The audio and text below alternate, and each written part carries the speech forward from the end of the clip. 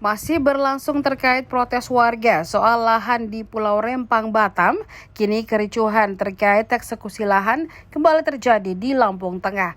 Keributan masyarakat dengan aparat kepolisian saat proses eksekusi lahan oleh PT Bumi Sentosa Abadi di Lampung Tengah. Keduanya bentrok hingga sejumlah orang terluka. Namun, di balik keosnya suasana, viral video memperlihatkan polisi bersikap arogan dengan menginjak kepala seorang warga. Videonya viral di akun media sosial TikTok @bayuwillian. Lihat 4 anggota polisi menangkap seorang pria yang ikut menolak proses eksekusi lahan tersebut. Pria berbaju putih itu nampak berusaha berdiri dan melawan keempat polisi.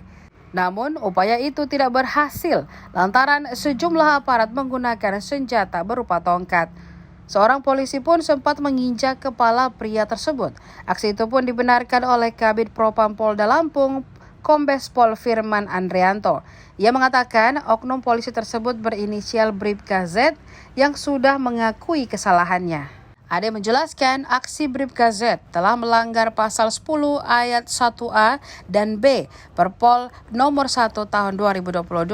Oleh sebab itu, pihaknya menyampaikan permintaan maaf atas perbuatan Bribka Z yang melanggar SOP. Informasi yang dihimpun sebelumnya, penolakan eksekusi lahan oleh PT Bumi Sentosa Abadi Lampung yang berujung ricuh itu terjadi pada Kamis 21 September 2023. Aparat menerjunkan 1.500 orang dari personil gabungan. Pasalnya sejumlah massa sudah melakukan pengadangan sejak awal proses eksekusi lahan berlangsung. Atas kericuhan tersebut, pihak yang berwajib menangkap 7 orang yang diduga sebagai provokator bersenjata.